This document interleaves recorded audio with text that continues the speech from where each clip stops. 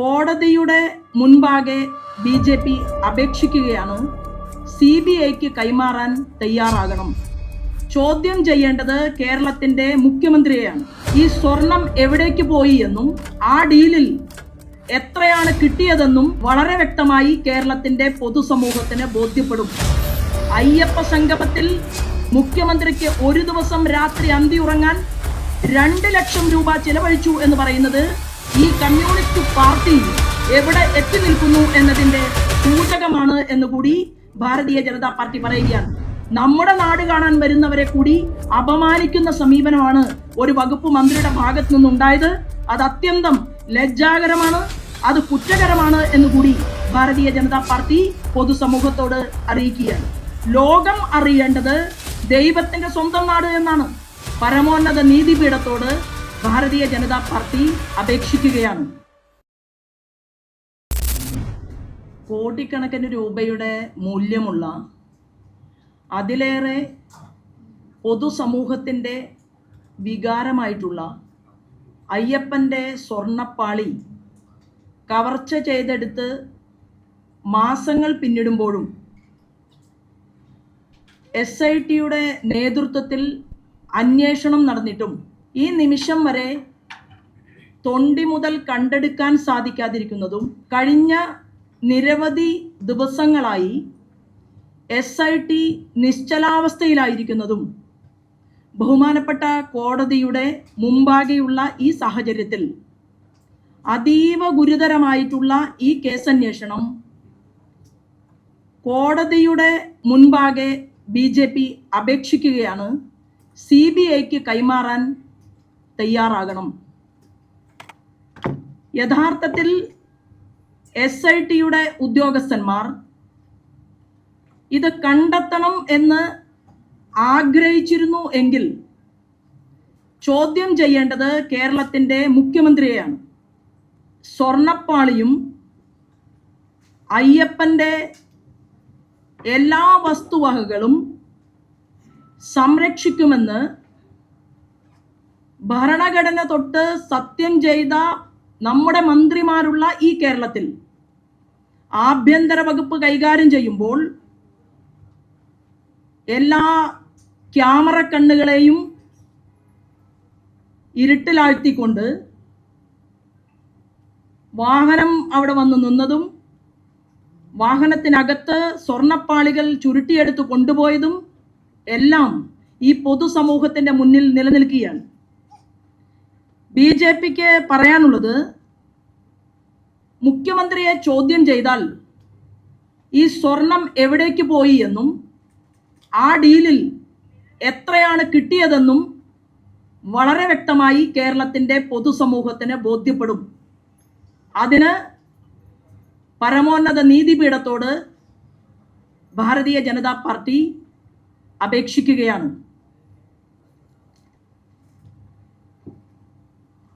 ശബരിമലയിൽ ആചാര ലംഘനം നടത്തിയപ്പോൾ കേരളത്തിൻ്റെ പൊതുസമൂഹം മാർക്സിസ്റ്റ് പാർട്ടിക്ക് തിരിച്ചടി നൽകിയിട്ടുണ്ട്. അത് കഴിഞ്ഞ പാർലമെന്റ് തെരഞ്ഞെടുപ്പിൽ CPIMനെ ബോധ്യപ്പെടുകയും ചെയ്തിട്ടുണ്ട്. എന്നാൽ വീണ്ടും ഈ ക്രൂരമായിട്ടുള്ള അല്ലെങ്കിൽ ഏറ്റവും വലിയ ഒരു കൊള്ളയ്ക്ക് നേതൃത്വം നൽകിയപ്പോൾ വീണ്ടും പൊതുസമൂഹം മറ്റൊരു തെരഞ്ഞെടുപ്പിലൂടെ മാർക്സിസ്റ്റ് പാർട്ടിക്ക് തിരിച്ചടി നൽകുന്നത് ഈ പഞ്ചായത്ത് തെരഞ്ഞെടുപ്പിലും കാണാൻ വേണ്ടി കേരളത്തിൻ്റെ ജനങ്ങൾക്ക് സാധിച്ചിട്ടുണ്ട്. ഇതിനെയെല്ലാം അതിജീവിക്കാൻ വേണ്ടിയിട്ടാണ് ഒരു അയ്യപ്പ സംഗമം വിളിച്ചു ചേർത്തത്. ആ അയ്യപ്പ സംഗമത്തിൽ ചെലവായത് 5 കോടിയോളം രൂപയാണ് എന്ന് ദേവസ്വം ബോർഡിൻ്റെ കമ്മീഷണർ പറയുകയും എന്നാൽ 7 കോടിയിലധികം വരുന്ന തുക ചിലവാക്കിയിട്ടുണ്ട് എന്നുള്ള കണക്ക് പൊതുസമൂഹത്തിൻ്റെ മുന്നിൽ വരികയും ചെയ്ത ഒരു സാഹചര്യത്തിൽ ഈ തീവട്ടിക്കൊള്ളക്കാരെ സംരക്ഷിക്കാൻ വേണ്ടിയിട്ടാണോ ദേവസ്വം ബോർഡിൻ്റെ തലപ്പത്ത് മിസ്റ്റർ ജയകുമാർ ഇരിക്കുന്നത് എന്നുള്ള ചോദ്യവും കേരള സമൂഹം ചർച്ച ചെയ്യുകയാണ്. എല്ലാ മാനദണ്ഡങ്ങളും കാറ്റിൽ പറത്തിക്കൊണ്ട് അയ്യപ്പ സംഗമത്തിന് ഒരു കരാറുമില്ലാതെ ഊരാളുങ്കൽ സൊസൈറ്റിയെ ഏൽപ്പിക്കാൻ ഒരു മടിയും ഈ ഗവൺമെന്റിനുണ്ടായില്ല.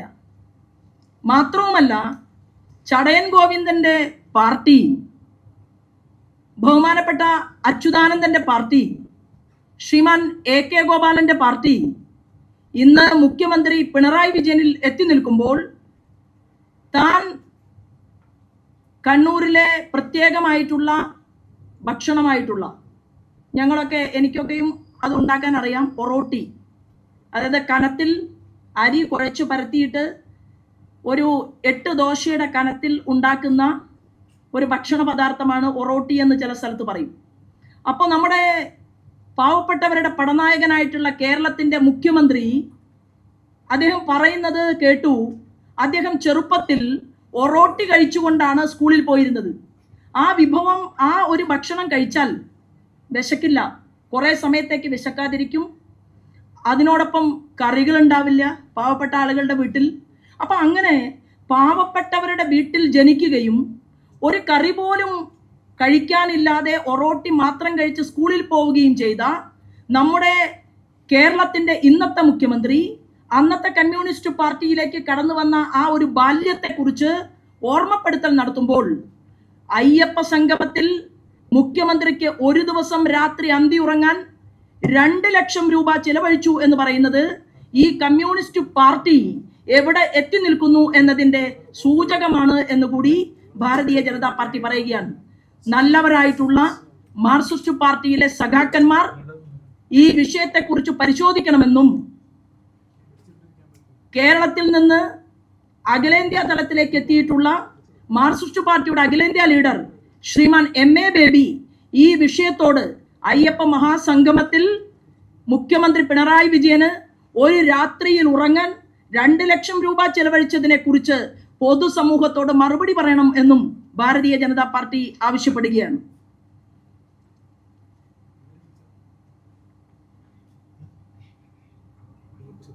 (2016) മാർക്സിസ്റ്റ് പാർട്ടി തിരഞ്ഞെടുപ്പ് സമയത്ത് കേരളത്തോട് പറഞ്ഞത് മദ്യവർജനമാണ് ഈ ഗവൺമെന്റിന്റെ മുഖമുദ്ര എന്നാണ്.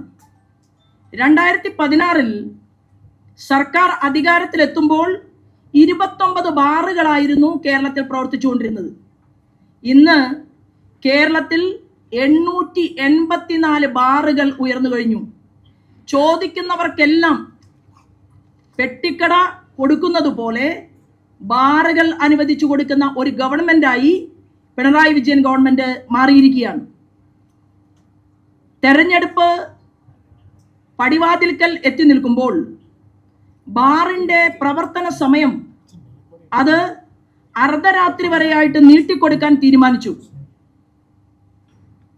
ഇത് വലിയ ഒരു തീവെട്ടിക്കൊള്ളയ്ക്കും മാർക്സിസ്റ്റ് പാർട്ടിക്ക് പണസമ്പാദനത്തിനുമുള്ള വേദിയാക്കി ഈ ബാർ മുതലാളിമാരുടെ കയ്യിൽ നിന്ന് കോടികൾ പിരിച്ചെടുക്കാൻ വേണ്ടിയിട്ടുള്ള തന്ത്രത്തിന്റെ ഭാഗമായിട്ടാണ് ഇത് അതീവ ഗൗരവത്തോടുകൂടി പൊതുസമൂഹം പരിഗണിക്കും എന്നുള്ള കാര്യത്തിൽ ഒരു തർക്കവുമില്ല. ഇതിന് കാരണമായി കഴിഞ്ഞ ദിവസം ചെറുപ്പക്കാരനായ ഭാവി കേരളം പ്രതീക്ഷയോടെ നോക്കുന്ന ഏതു പാർട്ടിക്കാരനുമാകട്ടെ പ്രതീക്ഷയോടുകൂടി നോക്കേണ്ട ഒരു വ്യക്തി മിസ്റ്റർ MP രാജേഷ്, അദ്ദേഹം എക്സൈസ് മന്ത്രിയാണ്. അദ്ദേഹം പറയുകയാണ് ടൂറിസം മേഖലയുടെ വികസനത്തിന് വേണ്ടിയാണ് പോലും രാത്രി 12 മണി വരെ ബാറുകൾ സമയം നീട്ടിയിട്ടുള്ളത് എന്നാണ്. അതിനർത്ഥം എന്താണ്? ഇന്ത്യയിൽ ടൂറിസം വികസനത്തിന് വേണ്ടി ഏറ്റവും പേരുകേട്ട നിരവധി സംസ്ഥാനങ്ങൾ നമ്മുടെ നാട്ടിലുണ്ട്. ഗുജറാത്ത് ഇന്ത്യയിൽ 4ാം സ്ഥാനത്താണ്. ആ ഗുജറാത്തിൽ സമ്പൂർണ്ണ മദ്യവർജനമാണ്. അപ്പൊ സമ്പൂർണ്ണ മദ്യവർജനമുള്ള ഗുജറാത്തിൽ 18 കോടി ആളുകൾ ഒരു വർഷം ആ ഗുജറാത്തിൽ വന്ന് ടൂറിസത്തിന്റെ ഭാഗമായിട്ട് ആ നാടിനെ കാണുന്നു, ആ നാടിന്റെ ആത്മീയ ടൂറിസത്തിൽ പങ്കെടുക്കുന്നു, അവിടുത്തെ വികസനത്തെക്കുറിച്ച് ടൂറിസ്റ്റുകൾ പരിശോധിക്കുന്നു, പഠിക്കുന്നു, ആ നാട് കണ്ട് തിരിച്ചു പോകുന്നു. എങ്കിൽ 2 കോടിയിലടുത്തു മാത്രം ടൂറിസ്റ്റുകൾ വരുന്ന കേരളത്തിലെ യുവാവായിട്ടുള്ള ഒരു മന്ത്രി പറയുകയാണ് ഇവിടെ ടൂറിസ്റ്റുകൾക്ക് വേണ്ടിയാണ് ബാറിന്റെ സമയം നീട്ടിക്കൊടുത്തത് എന്ന് പറഞ്ഞാൽ കള്ളു കുടിക്കാൻ വേണ്ടിയിട്ടാണോ കേരളത്തിലേക്ക് ടൂറിസ്റ്റുകൾ വരുന്നത്? അതാണോ കേരളത്തിന്റെ വകുപ്പ് മന്ത്രിയുടെ ഭാഷ? ഈ കേരളത്തിൽ അഡ്വഞ്ചർ ടൂറിസത്തിനെ വർദ്ധിപ്പിക്കാൻ, ആത്മീയ ടൂറിസത്തിനെ വളർത്താൻ, ഈ കേരളത്തിലെ യുവാക്കൾക്ക് തൊഴിൽ കിട്ടാൻ സാധിക്കുന്ന രീതിയിൽ നമ്മുടെ കേരളത്തെക്കുറിച്ച് ലോകം അറിയേണ്ടത് ദൈവത്തിന്റെ സ്വന്തം നാട് എന്നാണ്. ആ നാട്ടിലേക്ക് വരുന്ന ടൂറിസ്റ്റുകൾക്ക് വേണ്ടി ബാറിന്റെ സമയം നീട്ടിക്കൊടുത്തു എന്ന് പറഞ്ഞുകൊണ്ട് നമ്മുടെ നാട് കാണാൻ വരുന്നവരെ കൂടി അപമാനിക്കുന്ന സമീപനമാണ് ഒരു വകുപ്പ് മന്ത്രിയുടെ ഭാഗത്തു നിന്നുണ്ടായത്. അത് അത്യന്തം ലജ്ജാകരമാണ്, അത് കുറ്റകരമാണ് എന്നുകൂടി ഭാരതീയ ജനതാ പാർട്ടി പൊതുസമൂഹത്തോട് അറിയിക്കുകയാണ്.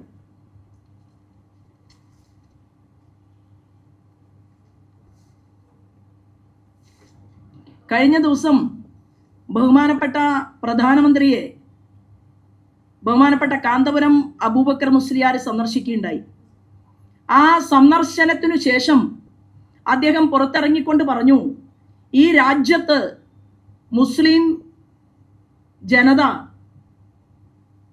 വളരെ സന്തോഷത്തോടു കൂടിയാണ് ജീവിക്കുന്നത് എന്ന് അദ്ദേഹത്തിൻ്റെ വാക്കുകളിലൂടെ വ്യക്തമാക്കിയിട്ടുണ്ടായി.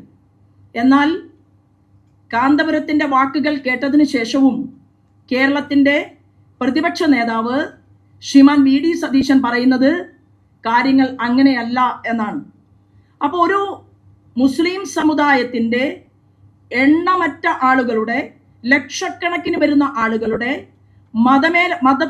മതപണ്ഡിതനും അവരുടെ ഒരു സംഘടനയുടെ അവസാന വാക്കുമായിട്ടുള്ള കാന്തപുരം അബൂബക്കർ മുസ്ലിയാർ പൊതുസമൂഹത്തോട് ഞങ്ങൾ ഇന്ത്യയിൽ സുരക്ഷിതരാണ് എന്ന് പറയുമ്പോൾ കേരളത്തിൻ്റെ ബഹുമാനപ്പെട്ട പ്രതിപക്ഷ നേതാവ് പറയാൻ ആഗ്രഹിക്കുന്നത് കേരളം, ഭാരതം മുസ്ലിങ്ങൾക്ക് ബുദ്ധിമുട്ടുള്ള ഒരു രാജ്യമാണ് എന്ന് വരുത്തി തീർക്കാൻ വേണ്ടിയിട്ടാണ്.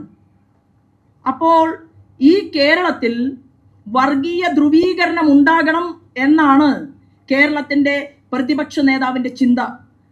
ഞങ്ങൾ ശ്രീമാൻ വി.ഡി. സതീശനെ ഓർമ്മപ്പെടുത്താൻ ആഗ്രഹിക്കുന്നത്, അദ്ദേഹം മടിയിലിരുത്തിയിട്ടുള്ളത് ജമാഅത്ത് ഇസ്ലാമി എന്ന് പറയുന്ന തീവ്രവാദ സംഘടനയെയാണ്. ആ ജമാഅത്ത് ഇസ്ലാമിയെ മടിയിലിരുത്തിക്കൊണ്ട് തീവ്രവാദ സംഘടനയായിട്ടുള്ള ജമാഅത്ത് ഇസ്ലാമി പറയുന്നത് ഇന്ത്യൻ ഭരണഘടനയ്ക്ക് വെല്ലുവിളിയാണ്. അവർക്ക് അവരുടേതായിട്ടുള്ള ഭരണഘടനയുണ്ട്. അവർ മതരാഷ്ട്രവാദത്തിൽ വിശ്വസിക്കുന്നവരാണ്. അങ്ങനെ വിശ്വസിക്കുന്ന ജമാഅത്ത് ഇസ്ലാമിയെ കുറിച്ച് മുൻ കോൺഗ്രസിന്റെ ലീഡറും കേരളത്തിന്റെ ബഹുമാനപ്പെട്ട മുഖ്യമന്ത്രിയുമായിട്ടുള്ള ശ്രീമാൻ ഉമ്മൻചാണ്ടി ഹൈക്കോടതിയിൽ ഒരു അഫിഡവിറ്റ് കൊടുത്തിട്ടുണ്ട്. ആ അഫിഡവിറ്റിൽ പറയുന്നത് ഇങ്ങനെയാണ്: ജമാഅത്ത് ഇസ്ലാമി എന്ന സംഘടനയുടെ ഭരണഘടന ഇന്ത്യൻ ഭരണഘടനയോട് അവഗണന കാണിക്കുകയും ദേശീയ താല്പര്യത്തിനെതിരെ ചിന്തിക്കാൻ അനുയായികളെ പ്രോത്സാഹിപ്പിക്കുകയും ചെയ്യുകയാണ് എന്ന് ബഹുമാനപ്പെട്ട കോടതി മുമ്പാകെ അന്നത്തെ മുഖ്യമന്ത്രി ശ്രീമാൻ ഉമ്മൻചാണ്ടി അഫിഡവിറ്റ് കൊടുത്തിട്ടുണ്ട്. വി.ഡി. സതീശൻ മുഖ്യമന്ത്രി ഉമ്മൻചാണ്ടിയുടെ നിലപാടിനെ തള്ളിപ്പറയുകയാണോ കേരളത്തിൽ? ആ ചോദ്യം ഭാരതീയ ജനതാ പാർട്ടി ഉയർത്തുകയാണ്.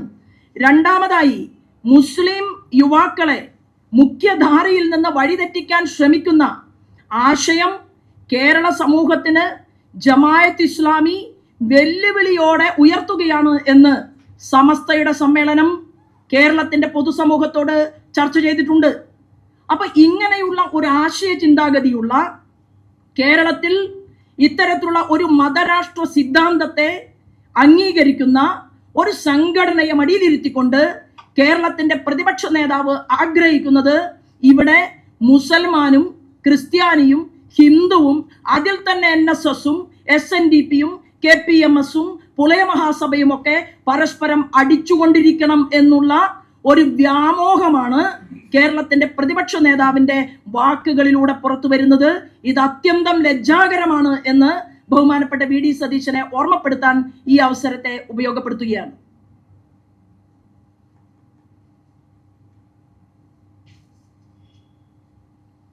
മാർക്സിസ്റ്റ് പാർട്ടിയെ കുറിച്ച് ജമാഅത്ത് ഇസ്ലാമിയുടെ കാര്യത്തിൽ പ്രത്യേകം പറയേണ്ടതില്ല. 1996 മുതൽ 2006 വരെ ഇതേ ജമാഅത്ത് ഇസ്ലാമിയെ കൂട്ടുപിടിച്ചതാണ് CPM. എന്നാൽ CPMലെ നേതാക്കന്മാർ അത് മറന്നു, കേരളത്തിന്റെ പൊതുസമൂഹം അത് മറന്നിട്ടില്ല. ജമാഅത്ത് ഇസ്ലാമിയുടെ അമീറുമായി മാർക്സിസ്റ്റ് പാർട്ടിയുടെ സംസ്ഥാന സെക്രട്ടറി ആയിട്ടുള്ള അന്നത്തെ സംസ്ഥാന സെക്രട്ടറി ആയിരുന്ന മിസ്റ്റർ പിണറായി വിജയൻ ജമായത്ത് ഇസ്ലാമിയുടെ അമീറുമായി ചർച്ച നടത്തിയത് അവരുടെ AKG സെന്ററിൽ ഇരുന്നു കൊണ്ടാണ്. അതിന് ശേഷവും നമുക്കറിയാം 2009 രാജ്യദ്രോഹ കേസിൽ അറസ്റ്റ് ചെയ്ത് ജയിലിൽ കിടന്ന മദനിയുടെ പാർട്ടിയുമായിട്ട് കൂട്ടുചേർന്ന് പൊന്നാനി ലോക്സഭാ മണ്ഡലത്തിൽ അവര് ഹുസൈൻ രണ്ടത്താണിക്ക് സീറ്റ് കൊടുത്തതും അത് കേരള സമൂഹം ചർച്ച ചെയ്തതും ഒന്നാം പിണറായി വിജയൻ ഗവൺമെന്റിൽ നമ്മുടെ വിദ്യാഭ്യാസത്തിന്റെ സിലബസ് കമ്മിറ്റിയിൽ ഇതേ ജമാഅത്ത് ഇസ്ലാമിയുടെ മെമ്പർമാരുണ്ടായിരുന്നു എന്നുള്ളതും കുറ്റിപ്പുറത്ത് ഒരു വലിയ സമ്മേളനം വിളിച്ചു ചേർത്തുകൊണ്ട് ആ സമ്മേളന നഗരിയിലേക്ക് കടന്നു വന്ന മദനിയെ എണീറ്റ് നിന്നുകൊണ്ട് ഭക്ത്യാദരപൂർവം തൊഴുതു സ്വീകരിച്ച കേരളത്തിന്റെ മുഖ്യമന്ത്രി പിണറായി വിജയന്റെ മുഖം കേരളത്തിലെ ജനങ്ങൾ മറന്നിട്ടില്ല. അവിടെ നിന്നുകൊണ്ടാണ് ചെങ്ങന്നൂരിൽ സ്വന്തം താമസമുള്ള അല്ലെങ്കിൽ ചെങ്ങന്നൂരിൽ വീടുള്ള സജി ചെറിയാനും പാലക്കാടിലെ AK ബാലനുമൊക്കെ ജമാഅത്ത് ഇസ്ലാമിക്കെതിരായിട്ടുള്ള ശക്തമായിട്ടുള്ള പ്രതിഷേധങ്ങൾ തീർക്കുന്നത് എന്ന് പറയുമ്പോൾ രണ്ട് മുന്നണികളും തെരഞ്ഞെടുപ്പിൽ സ്വന്തം അജണ്ട ക്രിയേറ്റ് ചെയ്യുന്നത് ഇവിടത്തെ മുസ്ലിം ജനസാമാന്യത്തെ മുന്നിൽ നിർത്തിക്കൊണ്ടാണെങ്കിൽ ഞങ്ങൾ വിശ്വസിക്കുന്നത് കേരളത്തിലെ മുസ്ലിം ജനസാമാന്യം, ഇവിടുത്തെ ചെറുപ്പക്കാർ, ഇവിടുത്തെ ചെറുപ്പക്കാരികൾ, ഭാവി തലമുറയിലെ മുസ്ലിം സുഹൃത്തുക്കൾ അവർ ഇന്ത്യയുടെ വികസനത്തെ നോക്കിക്കാണുകയും ആ വികസനത്തിന്റെ ഭാഗമായി തന്നെ അവർ രാജ്യ താല്പര്യം നെഞ്ചോട് ചേർത്ത് മുന്നോട്ട് പോവുകയും ചെയ്യും എന്നാണ് ഭാരതീയ ജനതാ പാർട്ടി വിശ്വസിക്കുന്നത്.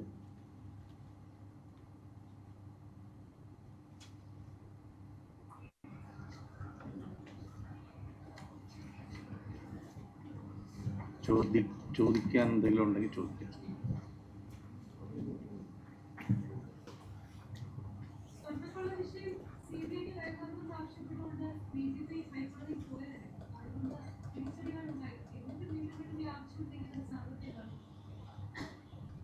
കേരളത്തെ മുച്ചൂടും മുടിച്ച് കേരളത്തിലെ ആചാര സംരക്ഷണത്തിന് നേതൃത്വം കൊടുക്കേണ്ട ഒരു ഗവൺമെന്റ് ഏതൊരു വ്യക്തിക്കും അവരുടെ വിശ്വാസത്തിൽ ഊന്നി നിന്നുകൊണ്ട് മുന്നോട്ട് പോകാനുള്ള സാഹചര്യം ഉണ്ടായിട്ടും നമ്മുടെ നാട്ടിൽ SITയുടെ അന്വേഷണം ഫ്രീസറിൽ വെച്ച ഒരു സമയമായിട്ടും ഇതിനെയെല്ലാം വളരെ വ്യക്തതയോടുകൂടി കോടതി നിരീക്ഷിക്കുന്നുണ്ടാകും ഇനിയും എന്നാണ് ഞാൻ കരുതുന്നത്. തീർച്ചയായിട്ടും ഈ തൊണ്ടി മുതൽ കണ്ടെടുക്കാൻ സാധിക്കാത്തത്, ഈ തൊണ്ടി മുതലുമായി ബന്ധപ്പെട്ട് ഇവിടെ നിന്ന് കളവ് ചെയ്തിട്ടുള്ള വസ്തുവകകൾ രാജ്യം വിട്ടു പോയിരിക്കാം എന്ന് വരെ ബോധ്യപ്പെട്ട ഒരു സാഹചര്യവും, എന്നാൽ പ്രസ്തുത സംഭവം നടക്കുമ്പോൾ ആരായിരുന്നുവോ ദേവസ്വം വകുപ്പ് മന്ത്രി, ആ ദേവസ്വം വകുപ്പ് മന്ത്രിയിലേക്ക് ചോദ്യങ്ങൾ എത്താത്തതും, ആഭ്യന്തര വകുപ്പിന്റെ, അതായത് വിഖ്യാതമായ ശബരിമല പോലെയുള്ള ഒരു ക്ഷേത്രത്തിന്റെ പരിസര പ്രദേശങ്ങൾ നിരീക്ഷിക്കാൻ ഇഷ്ടത്തിന് ക്യാമറകൾ ഉണ്ടായിട്ടും അവിടെയൊന്നും ഇത് മനസ്സിലായില്ല എന്നുള്ളതും പോലീസ് നിഷ്ക്രിയത്വം പാലിക്കുകയായിരുന്നു എന്നുള്ളതും കോടതിക്ക് ഇത്തരുണത്തിൽ കൃത്യമായി ബോധ്യപ്പെട്ടിട്ടുണ്ടാകും എന്നാണ് നമ്മൾ വിശ്വസിക്കുന്നത്. ജനാധിപത്യത്തിന്റെ അവസാന വാക്കുകളിൽ ഒന്നായിട്ടുള്ള സുപ്രീം കോടതിയോട് വീണ്ടും വീണ്ടും അപേക്ഷിക്കുക എന്നുള്ളത് ഒരു പൗരനെ സംബന്ധിച്ച്, ഒരു പൊതുപ്രവർത്തകയെ സംബന്ധിച്ച് അത് പ്രാധാന്യമുള്ള ഒരു കാര്യമാണ് എന്ന് ഞാൻ കരുതുകയാണ്.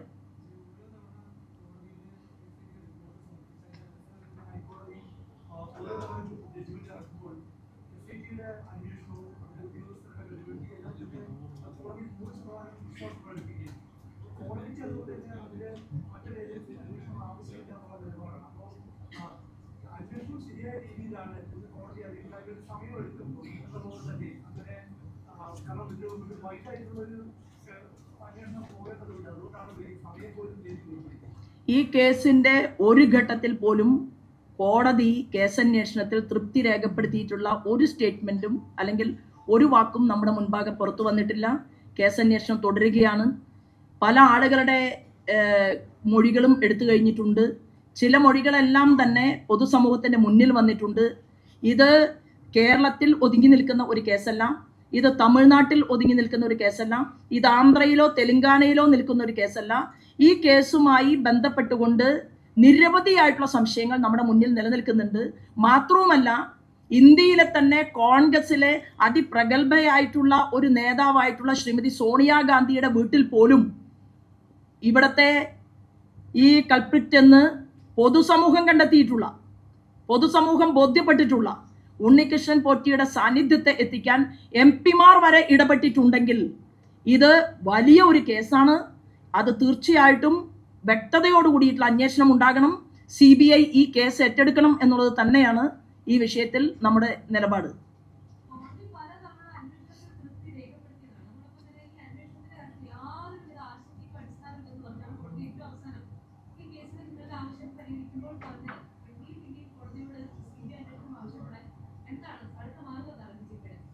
അല്ല, BJPയുടെ അടുത്ത മാർഗം ജനങ്ങൾ തന്നെ ഏറ്റെടുക്കുമെന്നാണ് ഞങ്ങൾ വിശ്വസിക്കുന്നത്. ഭാരതീയ ജനതാ പാർട്ടി നേതൃത്വം നൽകുന്ന NDAക്ക് ഒരു ആഭ്യന്തര വകുപ്പ് മന്ത്രി ഉണ്ടാകുന്നത് വരെ മാത്രമേ കള്ളന്മാർ പുറത്ത് വിഹരിക്കൂ എന്നുള്ളതാണ്. അത് ഭാവിയിൽ സംഭവിക്കും.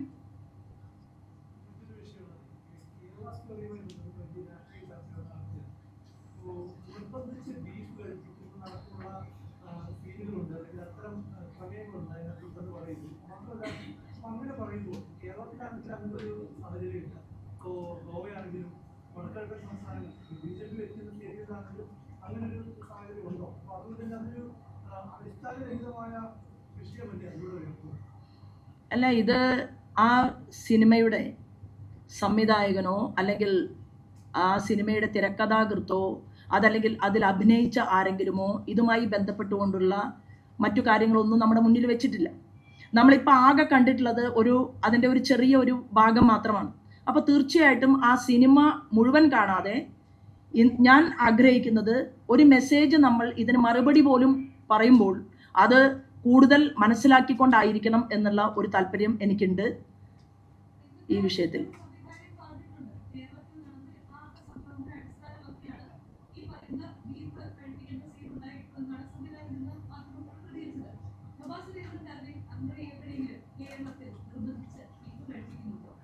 അല്ല, എന്നെ സംബന്ധിച്ച് ഈ വിഷയത്തിൽ ഞാൻ കാണാത്ത, അതായത് ഞാൻ പഠിക്കാത്ത ഒരു വിഷയത്തെക്കുറിച്ച്, ഞാൻ ആ സിനിമ കണ്ടിട്ടില്ല. അപ്പോൾ ആ സിനിമയെക്കുറിച്ച് എനിക്ക് അഭിപ്രായം രേഖപ്പെടുത്തണമെങ്കിൽ കുറച്ച് ദിവസം കൂടി വേണം എന്നാണ്. അത് കഴിഞ്ഞ് നമുക്ക് വീണ്ടും കാണാം എന്നാണ് എനിക്ക് ഈ വിഷയത്തെക്കുറിച്ചുള്ള അഭിപ്രായം.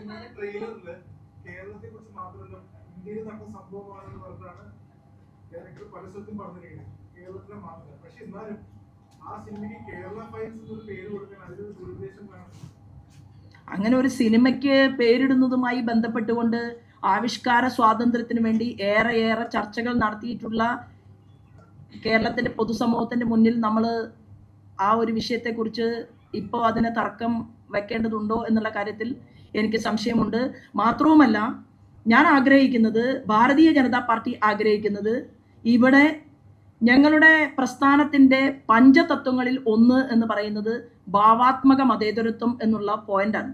ആ ഭാവാത്മക മതേതരത്വത്തോടു കൂടി ഞങ്ങളുടെ പ്രസ്ഥാനം മുന്നോട്ട് പോകുമ്പോൾ ഞങ്ങൾ ആഗ്രഹിക്കുന്നത് നിങ്ങൾ ചോദിക്കുന്ന ഒരു ചോദ്യത്തിൻ്റെ കമൻറ്റിൽ നിന്ന് പോലും പഠിക്കാത്ത ഒരു വിഷയത്തെക്കുറിച്ച് അഭിപ്രായം പറയണം എന്ന് ഞാൻ ഇപ്പോൾ തൽക്കാലം അതിനെക്കുറിച്ച് എനിക്കറിയില്ല. അപ്പം ഞാൻ അറിയാത്ത, കാണാത്ത ഒരു വസ്തുതയെക്കുറിച്ച് എനിക്ക് പറയാൻ സാധിക്കില്ല. എന്നാൽ നമുക്ക് ഒട്ടേറെ പെൺകുട്ടികൾ പല കേന്ദ്രങ്ങളിലും അവരെ രഹസ്യ അറകളിൽ അടച്ചതിനു ശേഷം ആ പെൺകുട്ടികൾ പുറത്തു വന്നിട്ടുണ്ട്. അങ്ങനെ പുറത്തു വന്നിട്ടുള്ള പെൺകുട്ടികളുടെ അവർ ഒരുമിച്ച് കൂടിയിരിക്കുകയും അവർ അവരുടേതായിട്ടുള്ള അവർ ജീവിക്കാൻ വേണ്ടിയിട്ടുള്ള ചില പ്രവർത്തനങ്ങളിലൊക്കെ ഏർപ്പെടുന്ന സമയത്ത് അവർ ഇന്ന് കേരളത്തിലുണ്ട്. ഞാനല്ല അത് പറയേണ്ടത്, അത് നിങ്ങളാണ് പറയേണ്ടത്. ഈ സിനിമ എന്ന് പറയുന്ന സബ്ജക്റ്റിനെ കുറിച്ച് നിങ്ങൾ ചോദിച്ച ഒരൊറ്റ ചോദ്യമാണ്. ആ ചോദ്യത്തിൻ്റെ എൻ്റെ ആൻസർ എന്ന് പറയുന്നത് ആ സിനിമ മുഴുവനായിട്ട് കണ്ടതിന് ശേഷം മാത്രമേ ഞാൻ ആ വിഷയത്തിൽ മറുപടി പറയൂ. ഒരു പത്രസമ്മേളനം, ഞാൻ ഉദാഹരണം പറയാം, ഒരു പത്രസമ്മേളനം ഞാൻ നടത്തുന്നത് എൻ്റെ പ്രിയപ്പെട്ട മാധ്യമ പ്രവർത്തകന്മാർ ഞാൻ പറയുന്ന വിഷയങ്ങളിലെ ഗൗരവതരമായിട്ടുള്ള ഏതെങ്കിലും ഒരു കാര്യം, ഒരു ചോദ്യമോ ഒരു ഉത്തരമോ കേരളത്തിലെ പൊതുജനങ്ങളുടെ മുൻപാകെ എത്തിക്കണം എന്നുള്ള അപേക്ഷയുമായിട്ടാണ് ഞാൻ നിങ്ങളുടെ മുന്നിൽ ഒരു പത്രസമ്മേളനവുമായിട്ട് വരുന്നത്. കഴിഞ്ഞ ദിവസം കേരളത്തിലെ പൂട്ടിക്കെട്ടിയിട്ടുള്ള പൊതുമേഖലാ സ്ഥാപനങ്ങളെക്കുറിച്ചും താപ്പറിനെ പോലെയുള്ള ഒരു വലിയ നിരവധി ആയിരക്കണക്കിന് വ്യക്തികൾക്ക് ജോലി കൊടുക്കുന്ന ഒരു മുതലാളിയാണ് മിസ്റ്റർ താപ്പർ. ആ താപ്പർ കേരളത്തിൽ വന്നതും ഇവിടെ വലിയ ഒരു കമ്പനി നടത്തിപ്പുമായി ബന്ധപ്പെട്ടുകൊണ്ട് അദ്ദേഹം അനുഭവിച്ച വിഷയങ്ങളും മഹാരാഷ്ട്രയിലെ വ്യാപാരി വ്യവസായികൾക്കിടയിൽ അദ്ദേഹം ചർച്ച നടത്തിയതിൻ്റെ ഒരു കുറിപ്പ് ശ്രദ്ധയിൽപ്പെട്ടതിനെ തുടർന്ന് ഞാൻ ഒരു പത്രസമ്മേളനത്തിൽ വളരെ കൃത്യമായിട്ട് അത് ഞാൻ വിവരിക്കുകയുണ്ടായി. അത് കഴിഞ്ഞതിന് ശേഷം ഞാൻ പറഞ്ഞു, ഇംഗ്ലീഷ് ഇന്ത്യ കമ്പനി എന്ന് പറയുന്ന ഒരു കമ്പനി ഇവിടെ തിരുവനന്തപുരത്ത് പ്രവർത്തിക്കുന്നുണ്ടായിരുന്നു. ആ കമ്പനിയെക്കുറിച്ചുള്ള വ്യക്തമായിട്ടുള്ള വിശദ വിവരങ്ങൾ ഞാൻ നൽകി. ഒരു ആശാപുര എന്ന് പറയുന്ന ഒരു കമ്പനി, ആ കമ്പനി അവരുടെ യഥാർത്ഥ ഓണർ ഗുജറാത്തിലാണ്. അവർ കേരളത്തിൽ കഴക്കൂട്ടത്ത് 10 ഏക്കർ സ്ഥലത്ത് അവർ വലിയ ഒരു പ്രൊജക്റ്റ് തയ്യാറാക്കി. ഇന്ന് അവിടെ പൂച്ച പ്രസവിച്ച് കിടക്കുകയാണ്. ആ 10 ഏക്കർ സ്ഥലത്ത് അവിടെ ഒരു രീതിയിലും തെറ്റ് ചെയ്യാത്ത കുറെ ചെറുപ്പക്കാരെ ആ കമ്പനിക്കെതിരെ സംഘടിപ്പിച്ച് മാർക്സിസ്റ്റ് പാർട്ടി ആ കമ്പനി പൂട്ടിച്ചു. അങ്ങനെ ഒരു 12-15ഓളം വരുന്ന കമ്പനികൾ കേരളത്തിൽ പൂട്ടിയതും അതിൻ്റെ ചരിത്രവും നമുക്ക് എത്ര തൊഴിൽ കിട്ടുമായിരുന്നു എന്നതിനെക്കുറിച്ചും, ഇന്ന് നമ്മുടെ കുട്ടികൾക്ക് തൊഴിൽ കൊടുക്കേണ്ട KSIDC, കരിമണൽ കർത്ത കല്യാണം കഴിച്ച കമ്പനിയാണ് KSIDC. ഞാൻ അതിൻ്റെ വിശദാംശങ്ങളിലേക്ക് ഈ പത്രസമ്മേളനത്തിൻ്റെ ഭാഗമല്ലാത്തതുകൊണ്ട് കടക്കുന്നില്ല. ആ KSIDCയെ കുറിച്ചും അതുപോലെ തന്നെ സിഡ്കോയെക്കുറിച്ചും ഇവിടെ വ്യവസായ നിക്ഷേപത്തിന് ആഗ്രഹമുള്ളവരെ നോക്കിക്കാണുന്ന മരിച്ചുപോയിട്ടുള്ള വ്യവസായ ശൃംഖലകളാണ് എന്നതിനെക്കുറിച്ച് പറഞ്ഞ് കൃത്യമായി ഒരു 10-25 പേപ്പർ അവതരിപ്പിച്ചുകൊണ്ട് ഞാനൊരു പത്രസമ്മേളനം നടത്തിയിട്ടുണ്ടായി. എന്നാൽ ആ പത്രസമ്മേളനത്തിനൊടുവിൽ ബുദ്ധിമാനായിട്ടുള്ള ഒരു പത്രപ്രവർത്തകൻ ചോദിച്ച ഒരു ചോദ്യം, യഥാർത്ഥത്തിൽ ഞാൻ എൻ്റെ ശ്രദ്ധയിൽപ്പെടാത്ത എല്ലാ പ്രസംഗങ്ങളും കാണാനുള്ള ഒരു സമയമുള്ള ഒരാളല്ല ഞാൻ. അതല്ലെങ്കിൽ നവമാധ്യമങ്ങളിൽ ഏറെ സമയം എനിക്ക് ചെലവഴിക്കാൻ സമയമില്ല. അപ്പോൾ ആ ഒരു ചോദ്യത്തിൻ്റെ ഉത്തരമായിരുന്നു ബ്രേക്കിംഗ് ന്യൂസായിട്ട് വന്നത്. എനിക്ക് സന്തോഷം. ചില കാര്യങ്ങളൊക്കെ ആ ബ്രേക്കിംഗ് ന്യൂസിലൂടെ എന്നെ ഓർമ്മപ്പെടുത്തുമ്പോൾ ഞാൻ കൂടുതൽ ഗൗരവതരമായിട്ട് നിങ്ങൾക്ക് ഉത്തരം പറയണം എന്ന് ഉള്ള ഒരു ബോധ്യപ്പെടുത്തലാണ് എനിക്ക് എൻ്റെ മാധ്യമ സുഹൃത്തുക്കൾ നൽകിയത് എന്നുള്ളത് കൊണ്ട്, തിരുവനന്തപുരം കേരളത്തിൻ്റെ കേന്ദ്രമായതുകൊണ്ടും ഇവിടുത്തെ മാധ്യമ പ്രവർത്തകന്മാർ എല്ലാ ജില്ലകളേക്കാൾ കൂടുതൽ, ഞാൻ പറയുകയാണ്, എക്സ്പീരിയൻസ്ഡ് ആയിട്ടുള്ള ആളുകൾ കുറെ കൂടുതലുള്ള ഒരു ജില്ല. അതുകൊണ്ട് മറ്റുള്ളവരെ എന്നെ ഇനി തെറ്റിപ്പിക്കരുത്. തൃശ്ശൂരിലെ മാധ്യമ സുഹൃത്തുക്കൾ എൻ്റെ സുഹൃത്തുക്കളാണ്, പാലക്കാടുള്ളവരും എൻ്റെ സുഹൃത്തുക്കളാണ്. ഞാൻ പറഞ്ഞു വന്നത്, ദയവ് ചെയ്ത് എൻ്റെ ഈ പത്രസമ്മേളനത്തിലെ വിഷയം എന്ന് പറയുന്നത് 3 കാര്യങ്ങളാണ്. 1, ശബരിമലയിലെ സ്വർണ്ണക്കൊള്ളയാണ്. 2, ബഹുമാനപ്പെട്ട കാന്തപുരം അബൂബക്കർ മുസ്ലിയാറിൻ്റെ അദ്ദേഹം പ്രധാനമന്ത്രിയെ കണ്ട വിഷയമാണ്. 3-മതായിട്ട് ഞാൻ നിങ്ങളുടെ മുന്നിൽ വെച്ചിട്ടുള്ളത് നിങ്ങളും ഞാനും ചർച്ച ചെയ്യപ്പെടേണ്ട ഭാവി കേരളത്തെക്കുറിച്ചുള്ള ഒരു വസ്തുതയാണ്. സിനിമയെക്കുറിച്ചുള്ള ഒരു ചോദ്യം അടുത്ത പത്രസമ്മേളനത്തിൽ ചോദിക്കാം. അപ്പം ഞാൻ മറുപടി പറയും എന്നാണ് എനിക്ക് നിങ്ങളോടുള്ള അപേക്ഷ.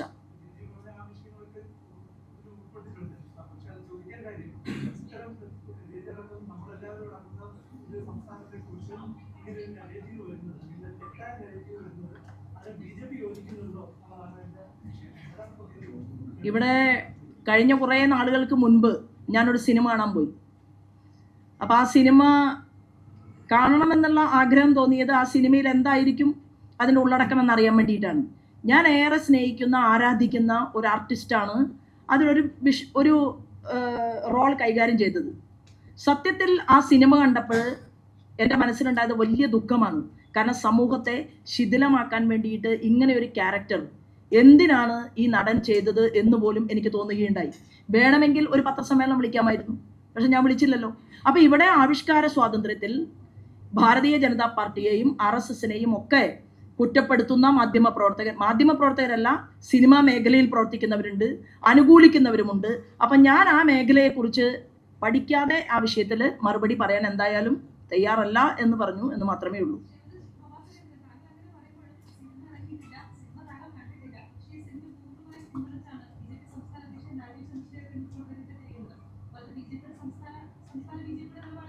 അല്ല, സംസ്ഥാന അധ്യക്ഷന്റെ പത്രസമ്മേളനം ഞാൻ കേട്ടിട്ടില്ല. ഞാൻ ഇങ്ങോട്ട് വരികയായിരുന്നു, കാറിൽ വരികയായിരുന്നു നിങ്ങളെ കാണാനായിട്ട്. അദ്ദേഹം എന്തു പറഞ്ഞു എന്നതിനെക്കുറിച്ച് ഞാൻ അറിഞ്ഞിട്ടില്ല, നോക്കിയിട്ട് പറയാം. സംസ്ഥാന അധ്യക്ഷന്റെ നിലപാടാണ് ഭാരതീയ ജനതാ പാർട്ടിയുടെ, ഞാൻ ഉൾപ്പെടെയുള്ള ഓരോരുത്തരുടെയും നിലപാട് എല്ലാ വിഷയത്തിലും എന്നുള്ളത് നിങ്ങൾക്കറിയാമല്ലോ. അപ്പോൾ വീണ്ടും ഒരു ചോദ്യം ചോദിക്കുന്നതിലെ സാങ്കത്യം എന്താണ്? സംസ്ഥാന പ്രസിഡന്റിന്റെ നിലപാടിനോട് ശോഭാ സുരേന്ദ്രൻ യോജിക്കുന്നില്ല, അതൊരു ബ്രേക്കിംഗ് ന്യൂസ് ആക്കാനല്ലേ? ദയവ് ചെയ്ത് എന്നെ വിട്ടേക്കൂ എന്നാണ്.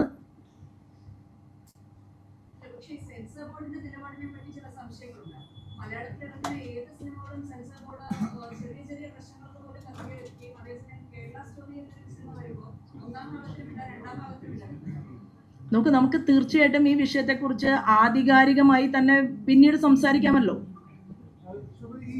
ഹൈക്കോടതി ഈ ട്രാവൻകൂർ ദേവസ്വം ബോർഡിനെ കുറിച്ചിട്ട് പറഞ്ഞിട്ട് deep rooted systemic deficiencies in procedure supervision stock accounting and financial control വളരെ സ്ട്രോങ് ആയിട്ടാണ് ഹൈക്കോടതി ഇത് സംസാരിച്ചിരിക്കുന്നത് ഈ ട്രാവൻകൂർ ദേവസ്വം ബോർഡിന്റെ ഫംഗ്ഷനിങ്ങിനെ കുറിച്ച്. അപ്പോൾ ഇങ്ങനൊരു ദേവസ്വം എന്താണ് BJPയുടെ സ്റ്റാൻസ് ഈ ദേവസ്വം ബോർഡിനെ കുറിച്ചുള്ള സ്റ്റാൻസ് എങ്ങനെയാണ് ഇത് ട്രാൻസ്പെറൻസി കൊണ്ടുവരാൻ സാധിക്കുന്നത്? നമ്മൾ സാധാരണഗതിയിൽ കോടതി പറയുന്നതിനെ എതിർത്ത് സംസാരിക്കുന്ന ഒരു രാഷ്ട്രീയക്കാരനും കേരളത്തിലില്ല. നമ്മുടെ അനുഭവത്തിലുള്ള ഒരാൾ ജയിലിൽ കിടന്നിട്ടുമുണ്ട്. കോടതിയെ ഓർമ്മയുണ്ടാവും മാധ്യമ സുഹൃത്തുക്കൾക്ക്, കോടതി വിധിയെ വെല്ലുവിളിച്ച ഒരു കമ്മ്യൂണിസ്റ്റ് പാർട്ടിയുടെ ലീഡറെ നിങ്ങൾക്കൊക്കെ ഓർമ്മയുണ്ടാവും. ഞാനിപ്പോൾ ഭാരതീയ ജനതാ പാർട്ടിയുടെ അഭിപ്രായമാണ് പറയുന്നത്. കേരളത്തിലെ ദേവസ്വം ബോർഡുകളെല്ലാം പിരിച്ചുവിടണം എന്നാണ് ഭാരതീയ ജനതാ പാർട്ടിയുടെ അഭിപ്രായം. വിശിഷ്യ ശബരിമലയിലെ ദേവസ്വം ബോർഡ് പിരിച്ചുവിട്ട് കോടതിക്ക് സാധിക്കുമെങ്കിൽ ഈ SITയുടെ അന്വേഷണത്തിന്റെ പശ്ചാത്തലത്തിൽ ഒരു അഡ്മിനിസ്ട്രേറ്ററെ കോടതിയുടെ നിരീക്ഷണത്തിൽ വെക്കണം എന്നാണ് ഭാരതീയ ജനതാ പാർട്ടി കോടതിയോട് റിക്വസ്റ്റ് ചെയ്യുന്നത്.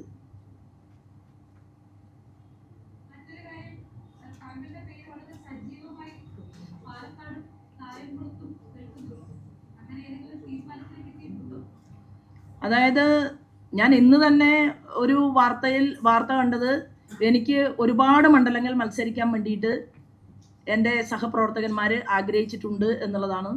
അതിനെ ഞാൻ സന്തോഷത്തോടുകൂടി നോക്കി കാണുകയാണ്.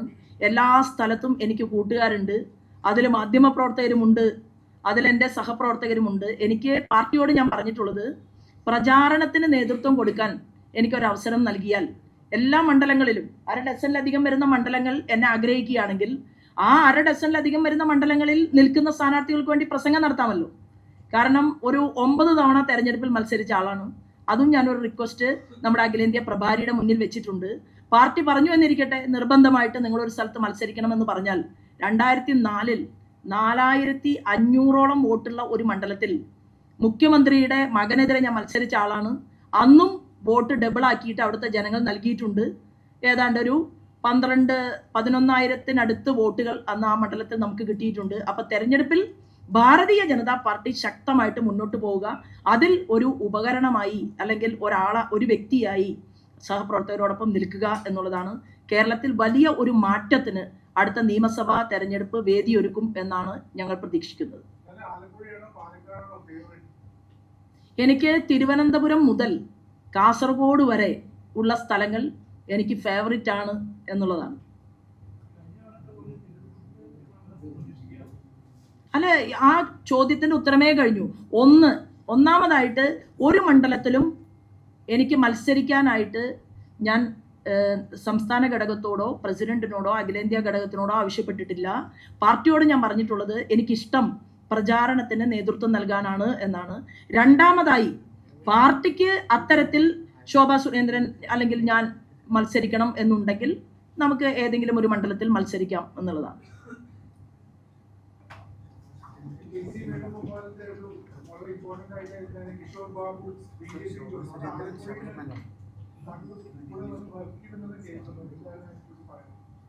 അല്ല, മിസ്റ്റർ കിഷോർ ബാബു ഭാരതീയ ജനതാ പാർട്ടിക്ക് അകത്തേക്ക് വന്നപ്പോൾ എങ്ങനെയായിരുന്നു ആലപ്പുഴ പാർലമെന്റ് തെരഞ്ഞെടുപ്പിൽ ഭാരതീയ ജനതാ പാർട്ടിയുടെ മുന്നേറ്റത്തെ ശ്രീമാൻ KC വേണുഗോപാൽ ഭയപ്പെട്ടത് എന്നതിനെക്കുറിച്ച് ഇന്നലെ എനിക്ക് അദ്ദേഹത്തിന്റെ വാക്കുകളിൽ നിന്ന് മനസ്സിലാക്കാൻ സാധിച്ചു.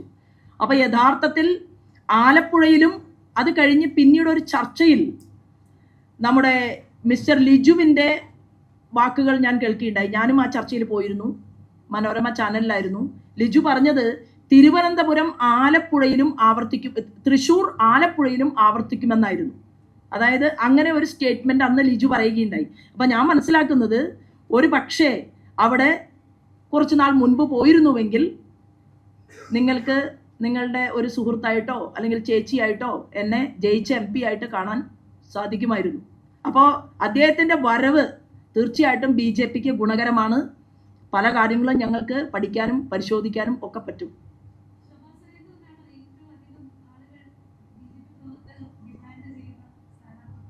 ഭാരതീയ ജനതാ പാർട്ടിയുടെ പ്രവർത്തകന്മാർക്ക് പല നേതാക്കന്മാരെയും അല്ലെങ്കിൽ ഓരോ തെരഞ്ഞെടുപ്പിൽ മത്സരിക്കുക, വോട്ട് പിടിക്കുക എന്നുള്ളതിനേക്കാൾ കൂടുതൽ ഞങ്ങളുടെ പ്രവർത്തകന്മാർ സ്നേഹിക്കുന്നതും ഞങ്ങളുടെ പ്രവർത്തകന്മാർ ഹൃദയത്തിൽ വെക്കുന്നതും ഈ പ്രസ്ഥാനത്തിന് വേണ്ടി ത്യാഗം ചെയ്തിട്ടുള്ള നേതാക്കന്മാരെയാണ്. ഞാൻ കഴിഞ്ഞ ദിവസം ഒരു കാഴ്ച കണ്ടത്, കണ്ണൂരിൽ നിന്ന് ഏതാണ്ട് 90 വയസ്സിനോടടുത്ത് 80 വയസ്സ് കഴിഞ്ഞ ഞങ്ങളുടെ പ്രിയപ്പെട്ട പത്മിനി ടീച്ചർ, ആ പത്മിനി ടീച്ചർ ബസ് കയറിയിട്ട്, ആലോചിക്കണം, കണ്ണൂരിൽ നിന്ന് ബസ് കയറിയിട്ട് അമിത്ഷാജിയെ കാണാൻ വന്ന് ഈ കോമ്പൗണ്ടിൽ നമ്മളിരിക്കുന്ന ഈ സ്ഥലത്ത് മാരാർജിയുടെ പ്രതിമയെ നോക്കി നിൽക്കുമ്പോൾ ആ പത്മിനി ടീച്ചർ അരികിലേക്ക് കടന്നു വന്ന എന്നെ പത്മിനി ടീച്ചർ കെട്ടിപ്പിടിച്ചപ്പോൾ ടീച്ചറും കരഞ്ഞു, എൻ്റെ കണ്ണിലും ആ നനവ് പടർന്നു എന്നുള്ളതാണ്. ഞാൻ പറഞ്ഞു വന്നത്, ഒരു തെരഞ്ഞെടുപ്പിൽ മത്സരിക്കുന്നതും വോട്ട് ഇരട്ടിയാക്കുന്നതും ജനങ്ങളുടെ സ്നേഹമാണ്. എന്നാൽ BJPയുടെ ഞാൻ ഉൾപ്പെടെയുള്ള ഓരോ പ്രവർത്തകനും നേർരേഖയിലൂടെ സഞ്ചരിക്കുന്നത് ഈ പ്രസ്ഥാനത്തിന് വേണ്ടി ത്യാഗം ചെയ്തവർ, മരണമടഞ്ഞ ബലിദാനികൾ, ഈ പ്രസ്ഥാനത്തിന്റെ ഐഡിയോളജിക്കൽ കമ്മിറ്റ്മെന്റ് മാത്രം നോക്കി സുരേന്ദ്രനാവട്ടെ, ശോഭാ സുരേന്ദ്രനാവട്ടെ, ശ്രീ V മുരളീധരനാകട്ടെ, ശ്രീമാൻ രാജീവ് ചന്ദ്രശേഖർ ആവട്ടെ, ഒരു വ്യക്തിയോടുമല്ല പ്രതിബദ്ധത എന്ന് പറയുന്നത് ഞങ്ങളുടെ പ്രത്യയശാസ്ത്രത്തോടും ഞങ്ങളുടെ കൊടിയോടുമാണ് എന്ന് പറയുന്ന ആ പ്രവർത്തകന്മാർക്ക് അവരങ്ങനെ പറയും. വോട്ട് കൂടുതൽ കിട്ടുന്ന ഒരാൾക്ക് ഒരുപക്ഷെ അവർക്കൊരു ഇഷ്ടം കൂടുതൽ തോന്നാം എന്ന് മാത്രമേ ഉള്ളൂ. അല്ലാതെ ഞാനാണ് ആ ചോദ്യത്തിന് ഉത്തരം എന്താണ്? അതിന് ഞാനൊന്ന് ചിരിച്ചാലോ ഞാനൊന്ന് മൂളിയാലോ ബ്രേക്കിംഗ് ന്യൂസാണ് മോൾ ആഗ്രഹിക്കുന്നതെങ്കിൽ ചേച്ചി കുറച്ചുകൂടി കേരളത്തിൽ നിന്നോട്ടെ എന്നാണ് എനിക്കുള്ള ഒരു അഭ്യർത്ഥന.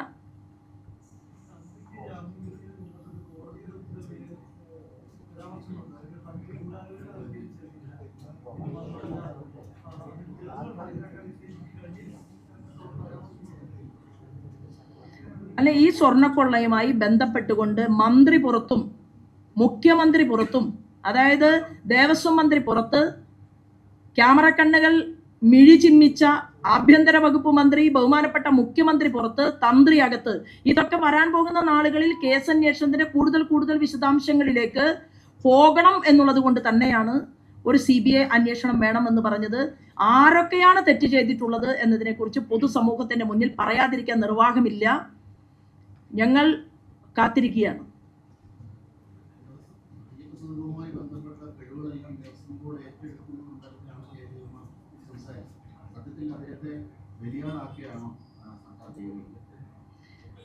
ശ്രീമാൻ ജയകുമാർ അതീവ ബുദ്ധിയുള്ള ഒരു വ്യക്തിയാണ്.